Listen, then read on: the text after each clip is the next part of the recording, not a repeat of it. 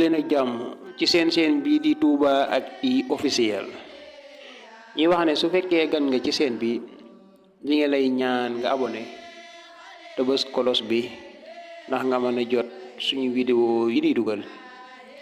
xam ngeen ne fii di Sénégal ñii di jullit ñi dañuy feete lii di 31 décembre ak 24 mu nekk feet goo xamee ne nii suñu mbokk chrétien yi ñoom ñoo koy feete.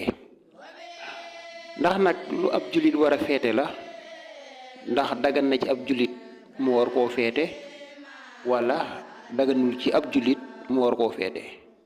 dañ ciy diglu ki nga xamee ne moom mooy imam Mor Bay mu indil ñu àtte bi ba xam dagan na ci ab jullit mu feete lii di 24 décembre ak 31 décembre wala daganul ci ab jullit. ñu diglu ki nga xamee ne moom mooy imam Mor Bay.